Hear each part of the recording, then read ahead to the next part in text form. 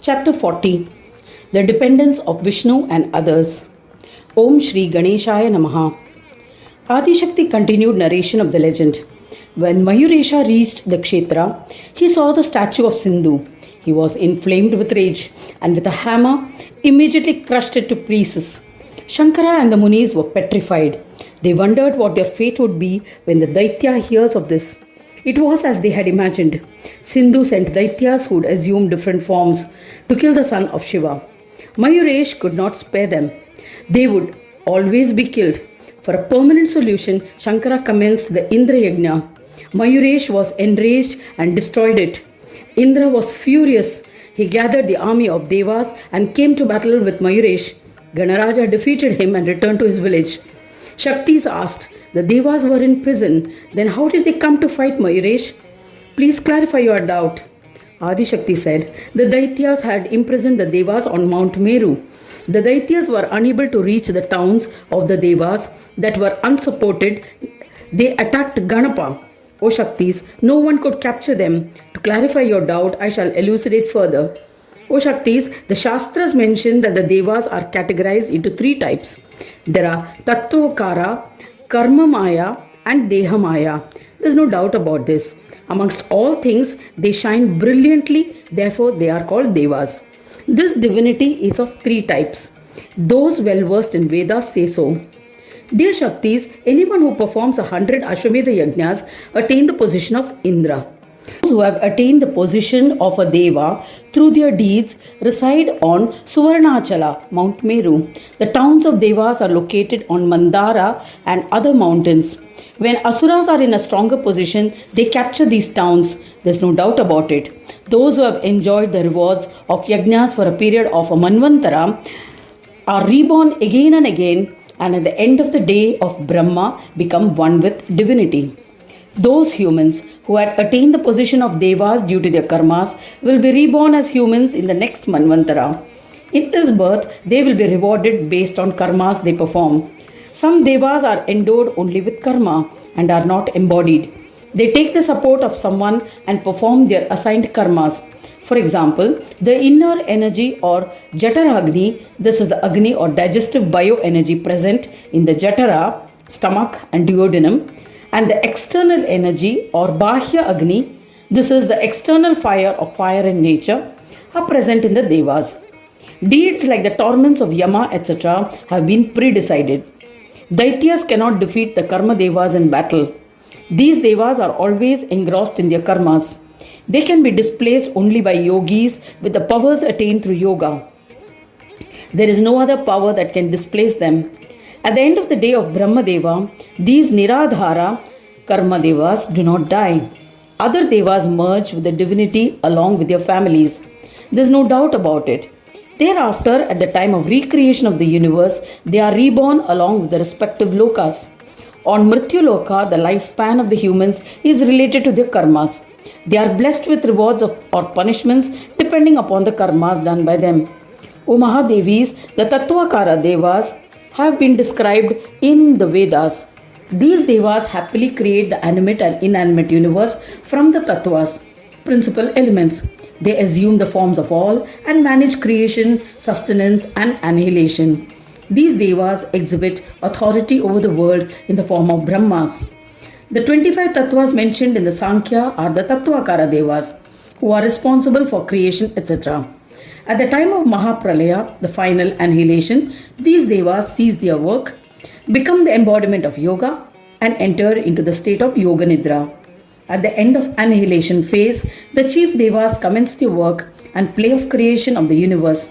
They cannot be prevented from doing so even by the most powerful yoga. There are two types of yogas mentioned in Shastras by the Pandits. The first involves a practice to regulate Vayu, air movement. This is possible by the practice of pranayam.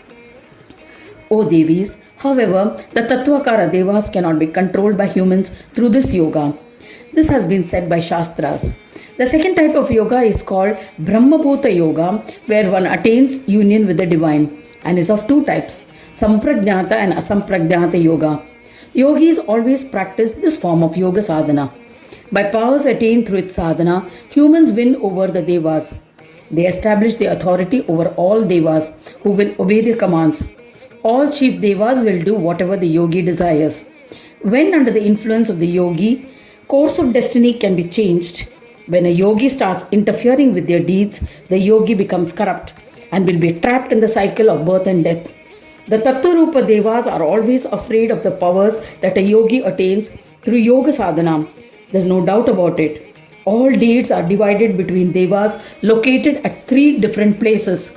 Completing these deeds with satisfaction or incompleteness of the deeds leads to lack of satisfaction or disappointments. This creates differences among the devas. The devas fear obstacles that may be created by yogis. O Devis, let us now revert to the narration of the legend of the incarnation of Vikata. O Shaktis, Vidhata came to Mayur Kshetra to meet him. He thought foolishly, Ganesha is the son of Shiva. He is much younger than me. It would be inappropriate to offer namaskar to him. There is no doubt that he is Ganeshwara himself. I shall test him, and only if convinced I will prostrate to him. Brahmadeva hid the universes along with Shiva and Shakti, and he too hid in it. Mayuresha became aware of this, and he recreated the animate and inanimate universes. This convinced Brahmadeva to surrender to him. Just then Ganesha inhaled Brahmadeva into his stomach. He saw infinite universes within his stomach. Brahmadeva roamed within these universes, unable to find a way out. 1,000 years passed by in this manner. The mighty Ganesha exhaled and released Brahmadeva outside. When he came out, he perceived that he had spent only a moment inside the Lord. He was astonished. He bowed to Ganesha. He extolled the Lord and returned to his abode.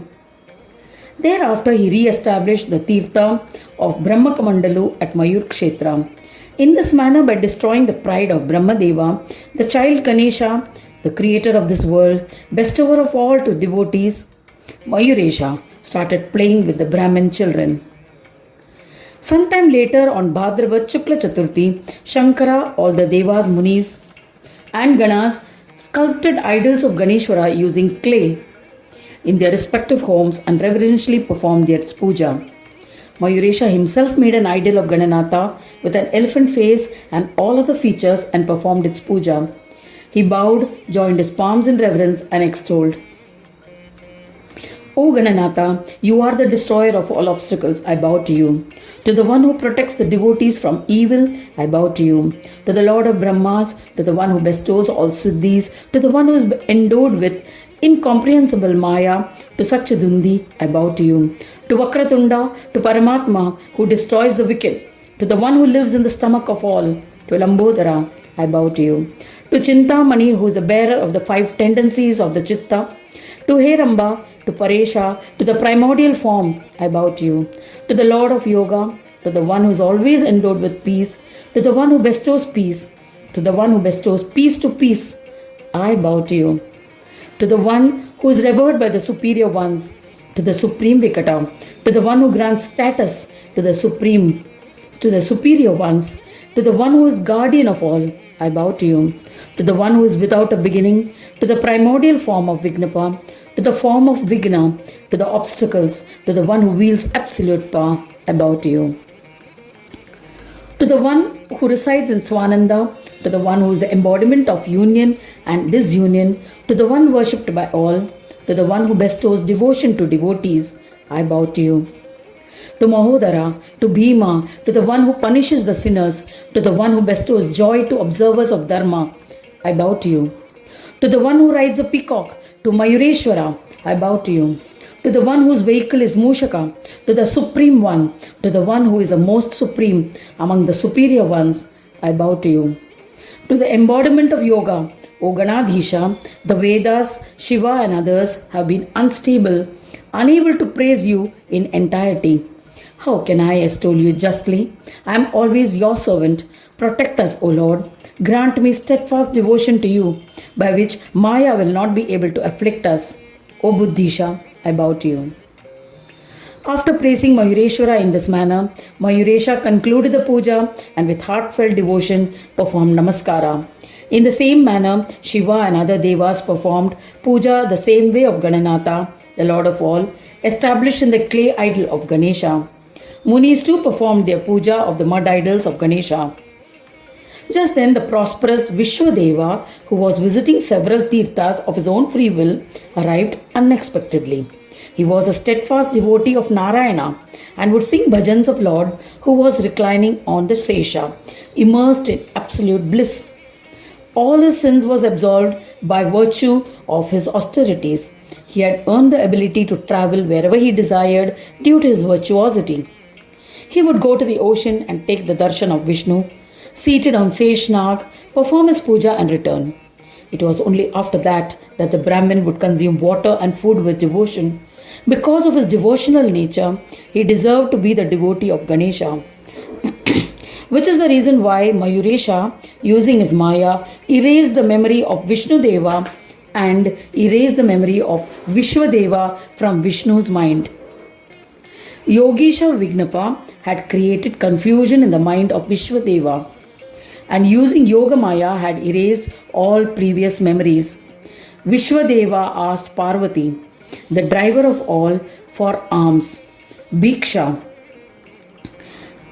Bhiksha signifies a Hindu tradition of soliciting for alms with the purpose of self-effacement or ego-conquering. Usually, Bhiksha is the meal served to a sadhu or a monk when that person visits a devout Hindu household.